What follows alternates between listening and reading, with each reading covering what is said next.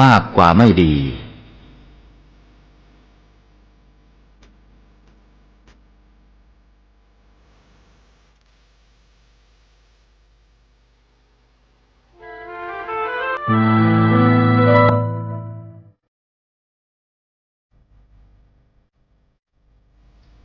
นักเผยแผ่จึงเปรียบเสมือนหมอที่วินิจฉัยโรคแล้วค่อยๆทดลองยาเมื่อเห็นว่าให้ยาถูกโรคก็คอยดูแลไม่ให้เกิดโรคแทรกซ้อนตามขึ้นมาอีกหมอต้องไวต่อการเรียนรู้เรื่องโรคและวิธีรักษาโรคฉันใดพระสงฆ์ซึ่งเป็นเสมือนจิตแพทย์ของสังคมก็ไวต่อการเปลี่ยนแปลงของโลกและวิธีบำบัดโรคที่มากับโลกฉันนั้น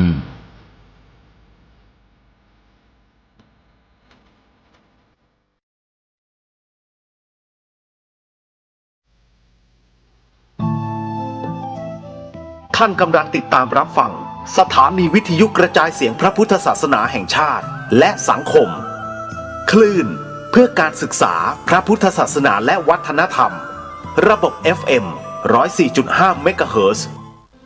รายการต่อไปเป็นรายการคดีโลกคดีธรรม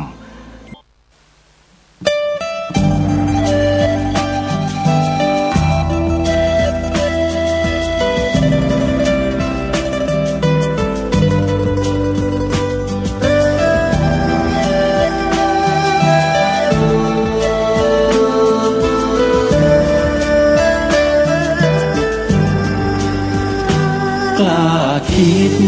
ก็ต้องกล้าทำอย่ากลัวถ้าทำความดีเร่งศึกษาปัญหาให้ทันท่วงทีเมืองไทยจะพัฒนากว่านี้รายการดีคดีโลกคดีธรรมขอ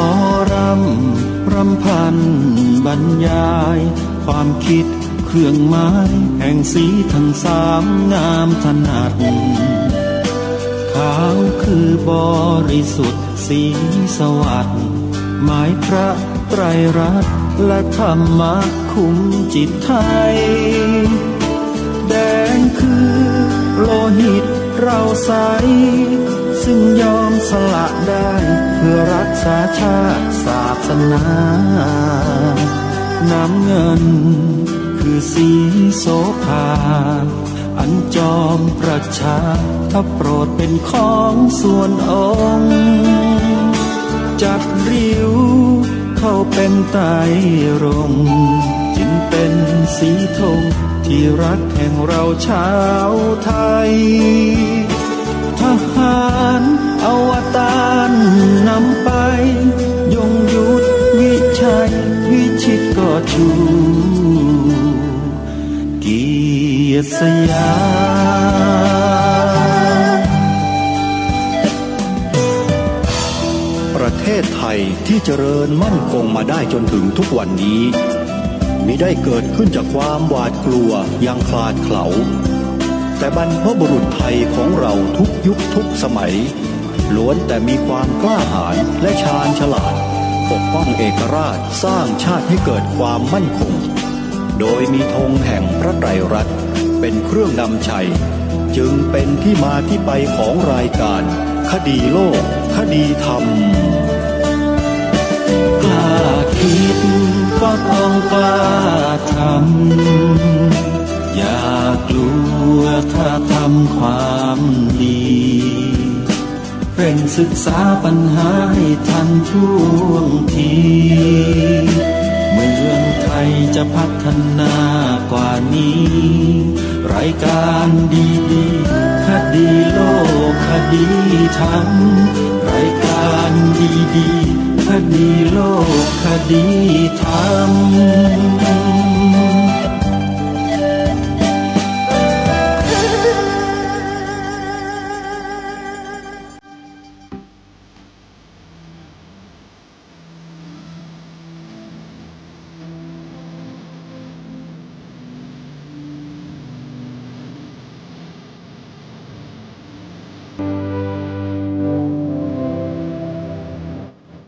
ขอกราบ ถวายความนอบน้อมแด่พระรัตนตรัย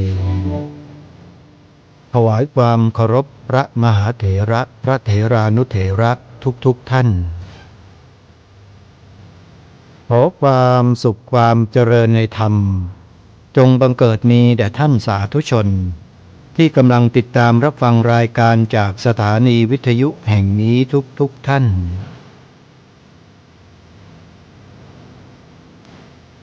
ขอนำท่านผู้ฟังเข้าสู่รายการคดีโลกคดีธรรม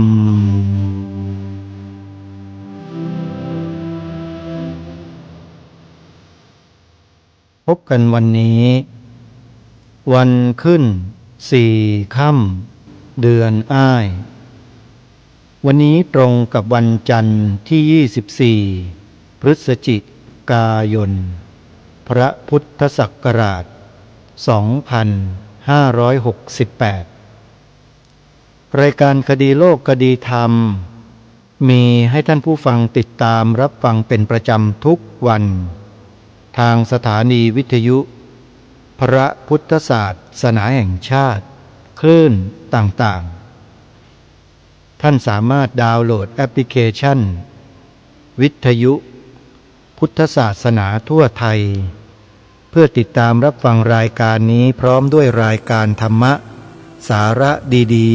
ๆจากสถานีวิทยุพระพุทธศาสนาแห่งชาติคลื่นต่างๆได้48 สถานีท่านสามารถเลือกรับฟังได้ทุกสถานีทุกที่ของประเทศไทยเพียงแค่ดาวน์โหลดแอปพลิเคชันนี้ไว้ในโทรศัพท์มือถือสถานีวิทยุพระพุทธศาสนาก็จะมีอยู่ในแอปพลิเคชันดังกล่าว48 สถานีสาธุชนผู้ฟังทุกท่านทางรายการได้นำเสียงการตอบปัญหาธรรมะของหลวงพ่อสุรชัยฉันทสูโรวัดบวรพุทธาวาสจังหวัดพระนครศรีอยุธยามาเปิดให้ท่านสาธุชนได้ฟังกันไปสาธุชนหลายท่านโทรศัพท์เข้ามาถามว่าหลวงพ่อองค์นี้ท่านจำพรรษาอยู่ที่ไหน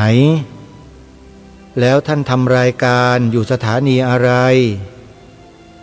อาตมาก็ตอบไปท่านเป็นเจ้าอาวาสวัดบวร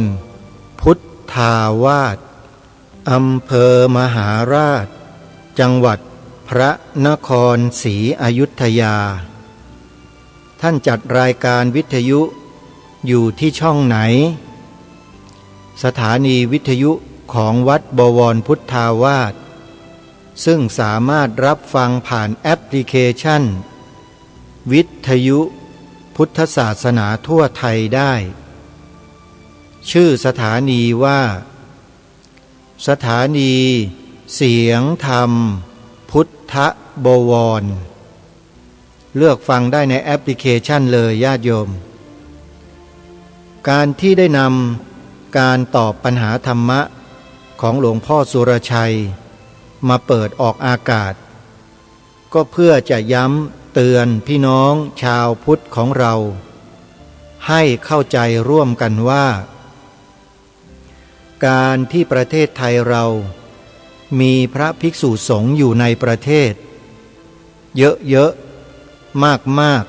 ๆเป็นประโยชน์ต่อประเทศไทยอย่างมากการทำลายพระสงฆ์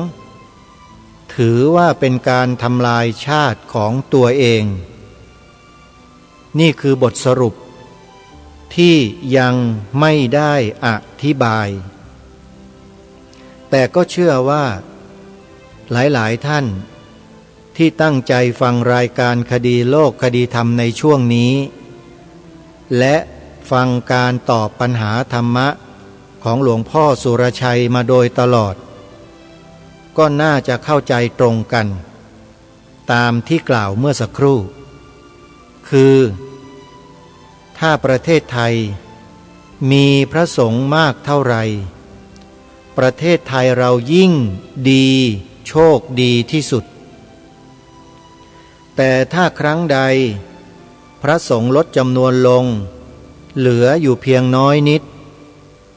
นั่นคือความหายนะที่กำลังมาเยือนประเทศของเราเองสาธุชนทั้งหลายการพูดเช่นนี้ไม่ได้พูดเพื่อเอาดีใส่ตัวแล้วโยนชั่วให้คนอื่นไม่ใช่เช่นนั้นเด็ดขาดแต่ความจริงเป็นเช่นนั้นท่านสาธุชนทั้งหลายที่ประเทศไทยเราโด่งดังไปทั่วทั้งโลกชาวโลกเขายกย่องประเทศไทยเราเป็นสยามเมืองยิ้มมานานแสนนานแล้วก็เพราะเหตุว่าประเทศไทยเรามีพระภิกษุสงฆ์นั่นเองแล้วยังไงล่ะพระภิกษุสงฆ์เหล่านั้นน่ะท่านสอนบอกกล่าวเตือนแก้ปัญหาให้กับคนในสังคมมาโดยตลอดให้มีจิตใจที่ดีงามโอบอ้อมอารีเอื้อเฟื้อเผื่อแผ่ช่วยเหลือเกื้อกูลกันและกันในสมัยอดีตภาพเหล่านี้ปรากฏให้เราเห็นอย่างดาษดื่นทั่วไปหมดไม่ว่าบ้านไหนเรือนไหนแขกไปใครมาก็จะต้อนรับขับสู้เรียกกินข้าวกินปลากินน้ำกันไม่เคยแล้งน้ำใจแม้แต่นิดเดียวชาวต่างประเทศ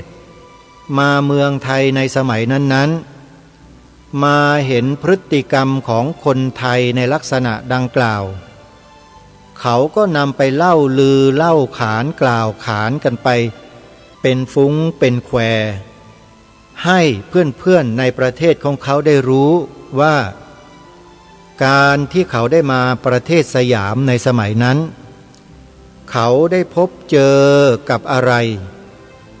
แล้วเขาก็นำสิ่งที่เขาเจอนั้นเนี่ยไปบอกเล่ากับพี่น้องชาวประเทศของเขาชาวประเทศของเขาเมื่อได้ยินแล้วเขาก็เกิดความรู้สึกอยากจะมาเมืองไทยอยากจะมาเมืองไทยมีโอกาสเมื่อได้มาเขาไม่เห็นความจริงเป็นเช่นนั้นเมื่อกลับไปเขาก็บอกต่อกันไปจนกระทั่งผู้คนหลั่งไหลมาเมืองไทยเราไม่รู้จักหมดจักสิ้นไม่หยุดไม่หย่อนก็เพราะประเทศไทยเรานั้นส่งเสริมพระภิกษุสามเณรแม่ชีอุบาสกอุบาสิกาให้ศึกษาเล่าเรียนและปฏิบัติตามศีลธรรมคำเดียวเลยศีลธรรมแต่ทุกวันนี้คำว่าศีลธรรมแทบจะถูกลบออกจากสาระบบของทางราชการหมดแล้วสังเกตได้ตามเอกสารราชการที่ระบุกิจกรรมทางพระพุทธศาสนาแล้วมีการปฏิบัติเขาจะไม่ใช้คำว่าศีลธรรมแล้วเขาลบออกแต่มีคนพยายามนำเอาคำว่าคุณธรรมจริยธรรมขึ้นมาแทนแล้วก็อ้างว่าเป็นคำของศาสนานู้นศาสนานี้ทั้งที่เป็นคำของพระพุทธศาสนาทั้งนั้นเลยแต่มาถูกแบ่งแยกไม่รู้เหมือนกันว่าใครมาแบ่งแยกโยมแบ่งเพื่ออะไรชื่อก็บอกอยู่แล้วนี่แบ่งเพื่อแยกคนไทยออกไม่ให้เป็นคนไทยเหมือนดังเดิมคือเอื้อเฟื้อเผื่อแผ่เกื้อกูลช่วยเหลือให้อะไรให้อภัยต่อกันช่วยเหลือเกื้อกูลกันสามัคคีกัน พอมาถูกแยกด้วยศัพท์คนก็เลยแยกไปตามศัพท์ที่แยกนั้นด้วยท่านผู้ฟังก็คอยสังเกตดูนะครับครูบาอาจารย์กิจกรรมที่เกิดขึ้นในพื้นที่ต่างๆของประเทศที่เกี่ยวกับพระพุทธศาสนาหรืออะไรก็ดีที่เป็นวัฒนธรรมก็ดีเราจะสังเกตเห็นว่าส่วนราชการเขาจะไม่ใช้คำว่าส่งเสริมศีลธรรมแล้วใครเห็นข้าราชการหน่วยงานไหนในประเทศเขียนคำว่าส่งเสริมศีลธรรมปรากฏอยู่ในเอกสารราชการบ้างช่วยถ่ายสำเนาส่งมาบอกรายการคดีโลกคดีธรรมให้หน่อยเถอะจะได้อนุโมทนากับหน่วยราชการนั้นแต่เอาเข้าจริงๆเนี่ยคำว่าส่งเสริมศีลธรรมเนี่ยไม่มีจริงๆท่านไม่เชื่อท่านก็ลองสังเกตดูแล้วกันเวลามีกิจกรรมอะไรที่เกี่ยวกับวัฒนธรรมประเพณีไทยศาสนาอะไรเนี่ยลองดูสิมีคำว่าส่งเสริมศีลธรรมอยู่ในเอกสารของราชการหนังสือของราชการบ้างไหมอาตมาพยายามดูไม่เคยเห็นเลยโยมมีแต่คำว่าคุณธรรมจริยธรรมแต่คำว่าศีลธรรมหายตรงนี้เป็นเครื่องบ่งบอกให้รู้ว่าอะไรใครลองทายดูสิเป็นสัญญาณหรือเครื่องบ่งบอกว่าอะไรคำว่าศีลธรรมถูกลบออกไปเนี่ยบ่งบอกถึงอะไรญาติโยมลองพิจารณาดูนะแล้วต่อไปคำว่าศีลธรรมจะถูกลบออกจากกฎหมายรัฐธรรมนูญในบางมาตราที่มีปรากฏอยู่มาช้านานแล้วนั้นหรือไม่ลองติดตามดูนะแต่เท่าที่อาตมาภาพทำการศึกษาค้นคว้าดูมาตราบางมาตราที่เกี่ยวกับพระพุทธศาสนาก็ดีศาสนาต่างๆก็ดีมีการเปลี่ยนแปลงถ้อยคำในบทบัญญัติรัฐธรรมนูญนั้นมาโดยตลอดแล้วก็ได้ทำแผ่นชาร์ตเอาไว้แสดงให้เห็นถึงการเปลี่ยนสับแสงต่างๆในมาตราดังกล่าวนั้นด้วยเวลามีการแก้ไขรัฐธรรมนูญก็ดีเขียนรัฐธรรมนูญใหม่ก็ดีมาตราดังกล่าวนี้ก็จะถูกเสริมเติมแต่งใส่คำประหลาดเข้ามาด้วยอาตมาภาพได้ทำเอาไว้แล้วสามารถส่งไปทางไลน์ทางเฟซบุ๊กทาง YouTube ทางอะไรได้ทันทีเลยถ้าใครต้องการเนี่ยส่งให้ดูได้เลยท่านจะเห็นชัดเลยอาตมาภาพจะให้หัวข้อว่าพัฒนาการของรัฐธรรมนูญบางมาตราพัฒนาการในที่นี้ไม่ใช่หมายถึงว่าเจริญนะอาจจะเป็นความเสื่อมก็ได้ท่านไปดูแล้วท่านจะได้คำตอบเองว่าเจริญหรือเสื่อมสำหรับผู้ดำเนินรายการนั้นดูมานานแล้วเห็นมานานแล้วมีคำตอบมาตั้งนานแล้วด้วยว่าเจริญหรือเสื่อมอันนี้ท่านต้องไปพิจารณาศึกษาหาดูกันเดี๋ยวจะโพสต์เอาไว้ใน Facebook ใครต้องการดูไปดูได้นะโยมนะทีนี้เมื่อคำว่าศีลธรรมซึ่งเป็นศัพท์ที่เป็นบัญญัติที่ถูกเขียนถูกใช้กันมาโดยตลอดในสมัยอดีตถูกลบเลือนจนหายไปท ทีนี้สิ่งที่ตามมาคืออะไรมันก็เหลือแต่คุณธรรมกับจริยธรรมโดยไม่มีศีลธรรมเมื่อไม่มีศีลไม่มีธรรมมีแต่คุณธรรมจริยธรรมมันจะเป็นยังไงบ้านเมืองมันจะสมประกอบไหมคล้ายๆกับว่าในพระพุทธศาสนาเนี่ยมีพระรัตนตรัย3 องค์รวมเป็นหนึ่งเรียกว่าพระพุทธศาสนาแต่พออยู่มาก็มีคนสร้างกระแสบอกว่าต่อไปนี้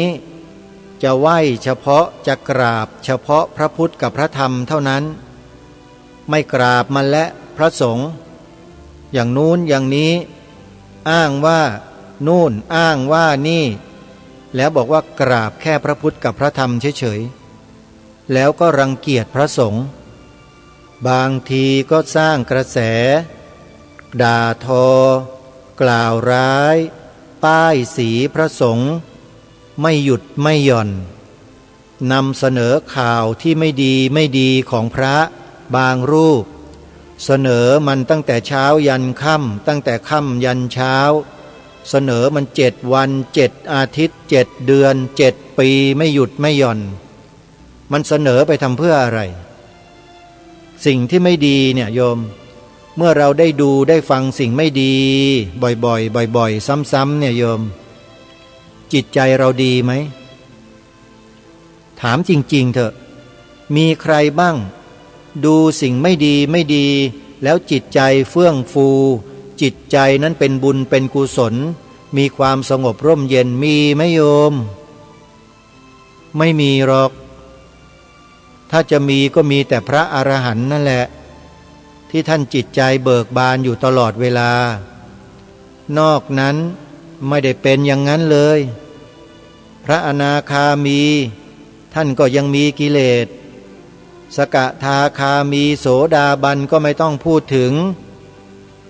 ส่วนปุถุชนหรือ100 ทั้ง 100จิตเศร้าหมองอกุศลธรรมครอบงำจิต100%แล้วบ้านเมืองเราเนี่ยโยมมีปุถุชนอยู่เยอะหรือมีอริยบุคคลเยอะที่เดินสวนกันไปสวนกันมาติดต่อทำมาค้าขายประกอบกิจการงานกิจกรรมต่างๆร่วมกันอยู่ในสังคมเนี่ยเป็นปุถุชนเยอะกว่าหรือเป็นพระอริยบุคคลเยอะกว่าเมื่อมีปุถุชนเยอะกว่าแล้วเวลาปุถุชนไปเสพบริโภคข่าวไม่ดีเสียเน่าเหม็นบูดเสียดีไม่ดีอยู่ตลอดจิตใจปุถุชนนั้นจะเจริญเป็นกุศลได้ไหมไม่ได้เป็นบาปเป็นอกุศลแล้วถ้าหากใคร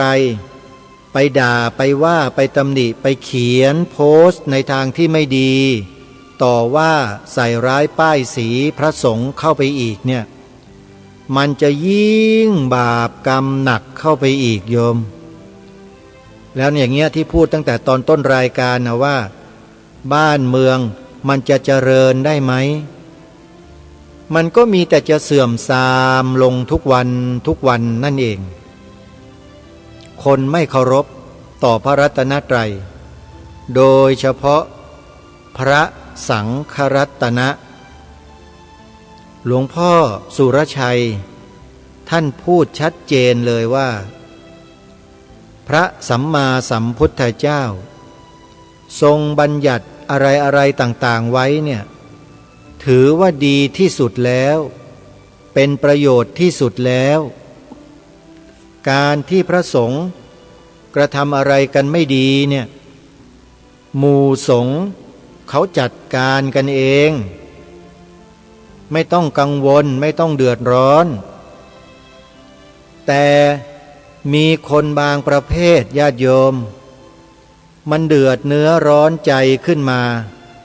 โดยไม่มีสาเหตุพระสงฆ์องค์เนน ก็ไม่ใช่พ่อแม่ของเขาสักหน่อยไม่รู้จะมาเดือดร้อนทำไมมาร้อนอกร้อนใจทุรนทุรายบางคนบางสื่อแถมตีไข่ใส่สีเพิ่มเข้าไปอีกเละเลยทีนี้พระสงฆ์แทบจะอยู่ไม่ได้บนแผ่นดินนะ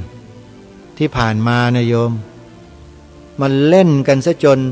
เละตุ้มเป๊ะไปหมดเลยนี่คือสิ่งที่มันเกิดขึ้นที่ผ่านมาแล้วมันก็ยังไม่ผ่านไปนะเพราะคนพวกนี้จิตใจมืดบอดจิตใจมืดบอดไม่เคยศึกษาไม่เคยเรียนรู้ไม่เคยดูไม่เคยทำไม่เคยปฏิบัติไม่เคยฟังพระธรรมคำสอนที่ถูกต้องเลยไปฟังของใครมาก็ไม่รู้แล้วก็มาด่าพระตำหนิพระเสียดสีดูถูกถากถางพระโยมลองดูเธอสื่อแต่ละสื่อที่นำเสนอข่าวพระนะมันพูดดีไหมโยมพูดให้เราเกิดความบันเทิงใจเกิดใจเป็นบุญเป็นกุศลไหมโยมแล้วเราไปดูได้ยังไงทุกวันน่ะไม่กลัวบาปมันกินกระบาลกันมั่งหรือถามกันอย่างนี้แหละโยมเพราะว่าพูดมาเยอะแล้วนะเราก็ไม่ใช่เด็กๆกันแล้วโยมโตจนกระทั่งจะเข้าโรงกันแล้วยังจะไปเชื่อคนพวกนั้นสื่อพวกนั้นกันอยู่อีกยังไม่หันกลับมาช่วยทำนุบำรุงส่งเสริมพระสงฆ์สามเณรที่กำลังจะแย่อยู่ตอนนี้ยังไม่มาช่วยกันอีกเดี๋ยวเถอะวันใดวันหนึ่งพระสงฆ์องค์เณรอยู่ไม่ได้ลาสิกขาไปอยู่บ้านกันหมดแล้วจะรู้สึกขอบอกนะแล้วจะรู้สึกญาติโยมลองพิจารณาดูนะสมมุติว่าโยมอยู่ในหมู่บ้านหนึ่งอยู่ในตำบลหนึ่งกันแล้วกันตำบลนั้นมีวัดอยู่วัดเดียววัดนั้นเคยมีพระทำกิจกรรมสังฆกรรมทำบุญกุศลวัฒนธรรมประเพณีเป็นผู้นำสังคมชุมชนอยู่มามีเหตุทำให้พระต้องหนีออกจากวัดไปหมดเลยอยู่ไม่ได้เพราะมารผจญไม่รู้แหละมารอะไรก็ไม่รู้ยี่ห้อไหนไม่ทราบเอาเป็นว่ามารผจญก็แล้วกันพระไม่มีเหลืออยู่ในวัดเลยให้ใครมาบวชดูแลรักษาวัดคนในหมู่บ้านก็ไม่เอาด้วยไปนิมนต์พระวัดอื่นมาก็อยู่ไม่ได้มารลงตลอดญาติโยมคิดว่าเมื่อวัดนั้นไม่มีพระสงฆ์มาอีกแล้วเป็นวัดร้างเนี่ยโยมคิดว่าหมู่บ้านนั้นน่ะจะมีความเจริญยิ่งขึ้นหรือเสื่อมทรามลงโดยลำดับอันนี้ตัวอย่างให้ทุกท่านลองวิเคราะห์ดูไม่ต้องตอบปัญหาก็ได้โยมลองพิจารณากันดูนะว่าวัดนั้นถ้าไม่มีพระเหลืออยู่แล้วไม่มีใครเป็นพระจะมาอยู่แล้วเนี่ยเพราะมารมันเยอะโยมคิดว่าหมู่บ้านนั้นจะเป็นยังไงจะเจริญขึ้นหรือว่าเสื่อมทรามลงอันนี้ไปพิจารณากันดูนะว่าสภาพแบบนั้นถ้าเกิดขึ้นแล้วมันจะเป็นยังไงซึ่งในปัจจุบันนี้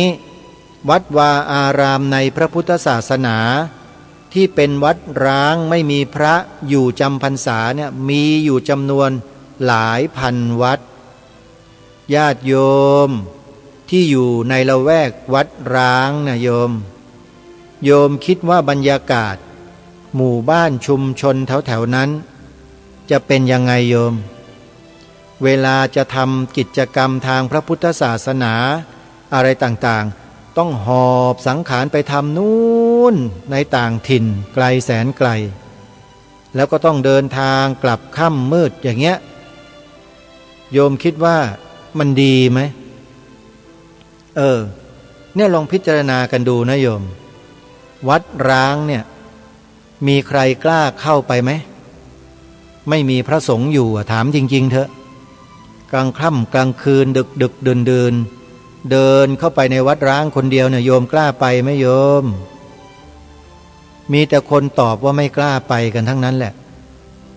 นอกจากคนที่บ้าบิ่นถึงกล้าไปแต่ก็มีไม่กี่คนหรอกแต่ก่อนจะไปก็กินน้ำอมฤตย้อมใจซะก่อนแล้วก็ค่อยเข้าไปไอ้อย่างนั้นก็มีแต่ไปทำไมล่ะกินแล้วกินน้ำอมฤตแล้วไปทำไมไม่ต้องกินดิแล้วไปนั่งไปนอนอยู่ในวัดร้างสักคืนหนึ่งอย่างเงี้ยลองดูซิว่ามันจะเกิดความรู้สึกยังไงบ้างบรรยากาศแบบเนี้ยโยมอยากให้มันเกิดขึ้นไหมโยมถ้าไม่อยากให้มันเกิดขึ้นโยมกลับมาดูแลพระสงฆ์สามเณรของโยมให้ดีนะ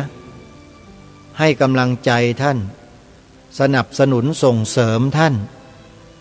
านสู้อุตสาห์ไม่ไปมีครอบครัว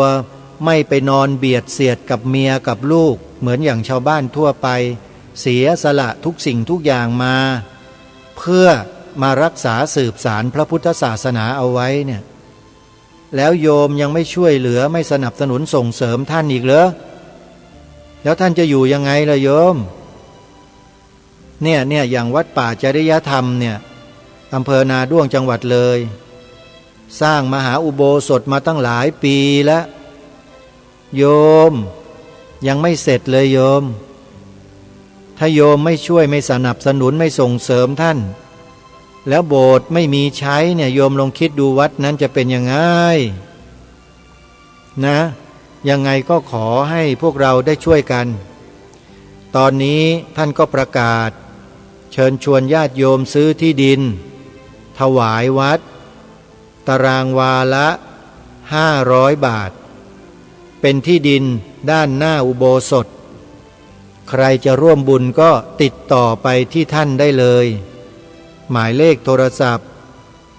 0833275700ในเดือนธันวาคมมีงานปริวาสกรรม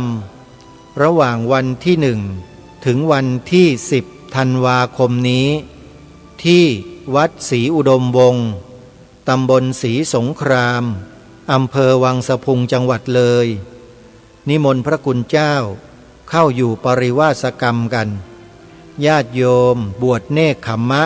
ปฏิบัติธรรมกัน10 วัน10 คืนในคืนวันที่4ธันวาคมมีกิจกรรมพิเศษเทศน์สอดแจ้งปฏิบัติธรรมอุทิศถวายเป็นพระราชกุศลแด่องค์บูรพมหากษัตริย์11 พระองค์ญาติโยมไปร่วมงานกันนะ13-14 ธันวาคมงานปฏิบัติธรรมบูชาองค์พระธาตุพนมนะใครสะดวกก็ไปร่วมกันวันที่17-18 มกราคมพระพุทธศักราช 2569 ศกหน้างานปฏิบัติธรรมสัญจรที่พระธาตุนาดูลจังหวัดมหาสารคามนะโยมใครจะเดินทางไปร่วมงานติดต่อกับครูบาอาจารย์ที่ท่านประกาศเชิญชวนได้เลยไม่ว่าจะเป็นวัดอารามมงคลวัดป่าบ้านผืออุทยานธรรมวังวิโมกข์วัดศรีอุดมวงศ์วัดบ้านปลาคูนวัดสามชุกวัดฝายหินวัดหนองกายเป็นต้นญาติโยมก็ลองติดต่อสอบถามครูบาอาจารย์เด้อเผื่อท่านจะจัดรถตู้โดยสารสัก1 คันพาคณะญาติโยมมาร่วมงานกันนะโยมนะ17-18 มกราคมศกหน้าปฏิบัติธรรมสัญจรพระธาตุนาดูลจังหวัดมหาสารคามนะไปร่วมบุญกันเอาละญาติโยมสาธุชนทุกท่านนอกจากงานปฏิบัติธรรมเหล่านี้แล้วก็ยังมีงานพิเศษอีกงานหนึ่งที่ไม่อยากให้ท่านผู้ที่มีความสนใจเป็นพิเศษพลาดโอกาส ใครที่สนใจสิ่งที่มหัศจรรย์สักนิดหนึ่งในธรรมชาติทางธรรมชาตินะฮะมางานนี้เลยรับรองได้ท่านจะไม่ผิดหวังแน่นอนงานกิจกรรมเปิดถ้ำประกายเพชรวัดถ้ำประกายเพชรตำบลนาดอกคำอำเภอนาด้วงจังหวัดเลยเขาจัดงานช่วงเช้าในวันเดียวคือวันอาทิตย์ที่7 ธันวาคมอีกไม่กี่วันแล้วงานจะเกิดขึ้นงานจะเริ่มแล้วโยมใครที่มีความพิสมัยสิ่งมหัศจรรย์ทางธรรมชาติที่เกิดขึ้นโดยธรรมชาติสวยสดงดงามระยิบระยับประดุจเพชรนินจินดาที่อยู่ในถ้ำเนี่ยวันที่7 ธันวาคมนี้ไม่ควรพลาดควรมาร่วมงานเปิดถ้ำประกายเพชรที่วัดถ้ำประกายเพชรตำบลนาดอกคำอำเภอนาด้วงจังหวัดเลยอยู่ในตำบลเดียวกันกับวัดป่าจริยธรรมเลยญาติโยมเป็นวัดในปกครองของเจ้าอาวาสวัดป่าจริยธรรมพระครูจริยสารธรรมด้วยในฐานะที่ท่านเป็นเจ้าคณะอำเภอนาด้วงขอเชิญนะโยมใครที่สนใจก็มาติดตามดูกันได้นะความมหัศจรรย์ทางธรรมชาติหนึ่งเดียวของจังหวัดเลยมีที่เดียวจริงๆโยมมาดูได้นะเอาละท่านสาธุชนทุกท่านวันนี้หลวงพ่อสุรชัยฉันทสูโรท่านจะมาตอบปัญหาธรรมะข้อใดเดี๋ยวเราไปติดตามรับฟังกันได้สาระแน่นอนนะเพื่อไม่ให้เป็นการเสียเวลาไปติดตามรับฟังพร้อมๆกันได้นะบัดนี้จริงๆศาสนาเนี่ยดำรงอยู่ได้ก็เพราะพระที่ไม่มีภูมิธรรมพระที่ประพฤติถูกบ้างผิดบ้างด้วยซ้ำไปถูกไหมครับเราจะไม่บอกอย่างนั้นไม่บอกว่าศาสนาอยู่ได้เพราะพระพวกนี้นะไม่อย่างนั้นแต่พระพุทธเจ้าทรงให้ความสำคัญแต่ไม่ได้บอกว่าจะอยู่ได้เพราะพระพวกนี้ในสูตรที่ว่าด้วยเรื่องป่าสารวันงามด้วยภิกษุจำพวกไหนก็มีความเห็นของพระสารีบุตรพระโมคคัลลานะพระกัสสปะพระอนุรุทธะพระจุนทะพระอานนท์มีความเห็นของพระทั้งหลายนะตั้ง6 องค์นี้จริงๆมีมากกว่านั้นต่างคนต่างให้ความเห็นว่าป่าสารวันงามด้วยภิกษุจำพวกไหนพระทั้ง6 องค์ก็ให้ความเห็นเกือบจะเหมือนกันเกือบจะเหมือนกันนะคือทั้ง6 องค์เนี่ยให้ความเห็นมีความแตกต่างในข้อปลีกย่อยแต่มีความเหมือนกันตรงข้อที่พระบรรลุธรรมสิ้นอาสวะแล้วเนี่ยเป็นหลักอย่างเช่นพระกัสสปะเขาบอกว่าป่าสารวันงามด้วยภิกษุผู้มักน้อยสันโดษถือธุดงค์ทำอาสวะให้สิ้นไปท่านพระอนุรุทธะก็บอกป่าสารวันงามด้วยภิกษุผู้มีตาทิพย์บิณฑบาตมองต่องตาทิพย์ในเหมือนลูกธาตุทำอาสวะกิเลสให้สิ้นไปพระโมคคัลลานะสารวันงามด้วยภิกษุผู้แสดงอภิธรรมแสดงฤทธิ์แสดงภิธรรมพระเป็นผู้ที่มีสิ้นอาสวะพระสารีบุตรบอกว่าป่าสารวันงามด้วยภิกษุผู้เข้าฌานตอนเช้าเข้าฌานอย่างหนึ่งตอนสายเข้าฌานอย่างหนึ่งตอนเย็นเข้าฌานอย่างหนึ่งให้ดั่งใจแล้วทำอาสวะให้สิ้นไปพระอานนท์ก็บอกว่าป่าสารวันงามด้วยภิกษุผู้ทรงจำทำคำสอนทรงจำไว้ได้มากสุตะมีคติแห่งธรรมทำให้สิ้นอาสวะไปก็มีความแตกต่างกันในส่วนข้อปลีกย่อยมีความเหมือนกันในส่วนของการสิ้นอาสวะก็เลยชวนกันเข้าเฝ้าพระพุทธเจ้าทูลถามพระพุทธเจ้าว่าภาษิตขององค์ไหนของภิกษุองค์ไหนเนี่ยเป็นภาษิตที่ถูกต้องที่สุดพระเจ้าทรงสดับฟังแล้วก็ตรัสว่าภาษิตของเธอทั้งหลายเนี่ยเป็นภาษิตโดยปริยายแต่พวกเธอจงฟังเรา ฟังพระเจ้า เจ้าป่าสารวันงามด้วยภิกษุผู้ออกไปบิณฑบาตแล้วกลับมาทำภัตกิจแล้วตั้งกายตรงดำรงสติอยู่เฉพาะหน้าปรารภว่าจะทำการละกิเลสให้สิ้นคำตอบนี้เนี่ยพระองค์ไม่ตรัสว่าเป็นพระอรหันต์คือไม่เหมือนพระทั้งพระอรหันต์ที่ตอบมาว่าทำได้อภิญญาได้ฤทธิ์ได้ตาทิพย์ได้อะไรแล้วได้สิ้นอาสวะมาลงตรงคำว่าสิ้นอาสวะเป็นพระอรหันต์แต่พระเจ้าไม่ทรงตรัสว่าเป็นพระอรหันต์เป็นปุถุชนธรรมดานี่แหละแต่ทำให้ป่านี่งามหรือเรียกว่าทำให้ธรรมวินัยนี่งามด้วยว่าไปทำกิจปกติแล้วก็กลับมาตั้งกายตรงดำรงสติปรารภเพื่อจะให้สิ้นกำจัดกิเลสเนี่ยแค่นี้เองยกย่องภิกษุประเภทนี้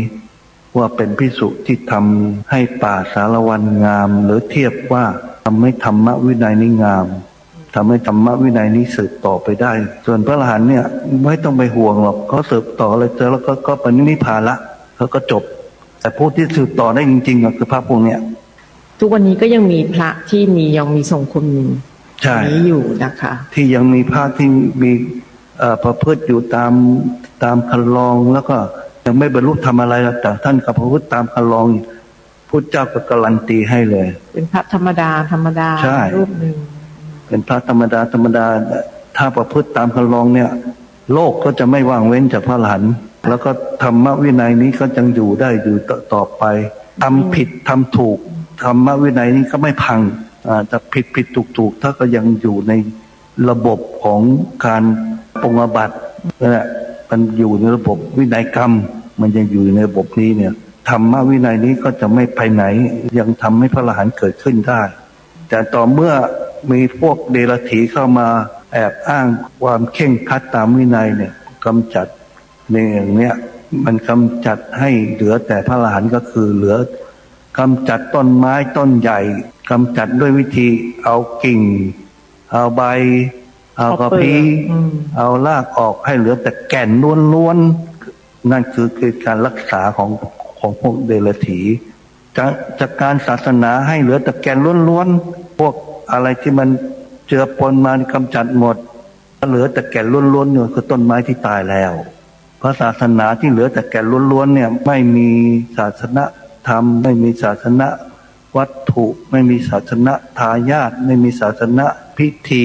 ไม่มีศาสนาสถานเหลือแต่แก่นล้วนๆเนี่ยเป็นศาสนาที่ตายแล้วชัดเจนท่านผู้ฟังศาสนาอุปมาเหมือนต้นไม้ใหญ่ที่ไม่มีรากไม่มีกระพี้ไม่มีเนื้อไม่มีกิ่งไม่มีก้านไม่มีใบไม่มีดอกผลไม่มีอะไรเหลือเลยเหลือแต่แก่นโดอยู่อย่างเดียวไม่ใช่พระพุทธศาสนาแล้วโยมและหลวงพ่อท่านยืนยันคำสอนของพระพุทธเจ้าถึงการทำให้วัดป่าสารวันงดงามนั้นงามด้วยภิกษุที่ออกไปภิกขาจารแล้วกลับมาตั้งตัวตรงดำรงมั่นด้วยสติสัมปชัญญะปฏิบัติขัดเกลาตนเองอยู่ในกรอบระเบียบวินัยปฏิบัติตามสมควรนั่นแหละทำให้วัดป่าสารวันงามพระศาสนาในบ้านเมืองไทยของเราที่งามอยู่ทุกวันนี้โยมเพราะพระปุถุชน300,000 กว่ารูปที่ทำหน้าที่กันอยู่นี่แหละพระพุทธเจ้าไม่ได้สรรเสริญพระอรหันต์นะโยมแต่สรรเสริญพระปุถุชนนี่แหละที่กำลังปฏิบัติกำลังขัดเกลาตนเองอยู่เนี่ยเพราะฉะนั้นใครที่คอยจะตัดตำหนิจะด่าว่าจะคอยทำอะไรพระทุกวันนี้นะคิดให้ดีกำลังทำสิ่งที่เกินเลยกว่าที่พระสัมมาสัมพุทธเจ้าตรัสสอนไว้หรือเปล่าโยมช่วยกันนะอย่าทำลายพระนะโยมพระสงฆ์ ท่านบวชมาเนี่ยท่านไม่ใช่อรหันต์มาบวชท่านเป็นปุถุชนคนธรรมดามาแล้วก็อยู่ตามระเบียบตามวินัยที่วัดวาอารามองค์กรคณะสงฆ์กำหนดตามพระธรรมวินัยให้ปฏิบัติท่านก็ปฏิบัติได้ดีปานกลางย่อหย่อนมันก็มีปนเปกันอยู่ในหมู่สงฆ์นี่แหละโยมแล้วท่านก็ไม่ได้ไปสร้างความเดือดร้อนให้ญาติโยมด้วยแล้วทำไมจึงเดือดร้อนนักหนาล่ะคนบางคนน่ะท่านไปทำอะไรให้พวกท่านเดือดร้อนนักหรือจึงพยายามตีไข่ใส่สีท่านอยู่ตลอดนี่แหละคือสิ่งที่มันเกิดขึ้นโยมที่มันผ่านมาแล้วมันก็จะเป็นเช่นนี้อีกทีนี้พวกเราเมื่อเรารู้เราทราบแล้วเราก็จะไม่คล้อยตามสิ่งเหล่านั้นไปหลวงพ่อท่านพูดอยู่คำหนึ่งก็คือไอ้พวกประเภทที่ต้องการให้ศาสนาพุทธเหลือแต่แก่นเนี่ยหลวงพ่อท่านบอกว่าไอ้พวกเนี้ยพวกเดียรถีทั้งนั้นไม่ใช่ชาวพุทธหรอกชัดเจนไหมโยมเพราะฉะนั้นเมื่อก่อนนี้มีรายการอยู่รายการหนึ่งเรียกพระนิมนต์พระมาถากมาถางเพื่อจะเอาแต่แก่นเหลืออย่างเดียวเขาตั้งชื่อรายการว่าตามหาแก่นถอยอาตมาได้ยินเขาพูดอย่างนั้นนะอาตมาก็ไม่เคยดูหรอกรายการตามหาแก่นถอยคือจะขูดเอากิ่งก้านใบต้นไม้เนื้อกระพี้เปลือกรากงงเง่าตัดทิ้งหมดให้เหลือแต่แก่นอย่างเดียวนั่นแหละรายการนั้นเรียบร้อยไปตั้งนานแล้วโยมตอนนี้เจ้าของรายการก็ได้ข่าวว่าป่วยเป็นมะเร็งใกล้จะตายแล้วจริงหรือเปล่าก็ไม่รู้นะใครเป็นเจ้าของรายการนี้ตามหาแก่นถอยนั่นแหละเนี่ยแบบนี้ก็มีญาติโยมนะหลวงพ่อท่านบอกเลยว่าพวกเนี้ยไม่ใช่ชาวพุทธหรอกเป็นพวกเดียรถีเข้ามาจะมาตัดต้นไม้ของพวกเราถากเนื้อถากกระพี้ออกหมดตัดกิ่งก้านใบรากไม่เหลือเลยตั้งแก่นเอาไว้โชว์โดอยู่แท่งเดียวแล้วบอกว่านี่คือศาสนาพุทธไอ้พวกเดียรถีทั้งนั้นที่พูดอย่างนี้ที่กล่าวอย่างนี้นะโยมจำไว้ศาสนาพุทธมีองค์ประกอบครบเหมือนกับต้นไม้ต้นใหญ่เราต้องช่วยกันดูแลบำรุงรักษาให้ดีอย่าให้ต้นไม้นี้เหลือแต่แก่นนะโยมเดี๋ยวมันจะไม่ใช่ศาสนาพุทธนะฝากไว้ตอนท้ายรายการเป็นข้อคิดกันไว้วันนี้เวลาหมดเวลาพบกับรายการได้ใหม่ในวันพรุ่งนี้ขอความสุขสวัสดีในธรรมแห่งองค์สมเด็จพระบรมศาสดาสัมมาสัมพุทธเจ้าจงปรากฏเกิดมีขึ้นในจิตใจของท่านผู้ฟังทุกท่านทุกคนเทินขอเจริญพรกล้าคิดก็ต้องกล้าทำอย่ากลัว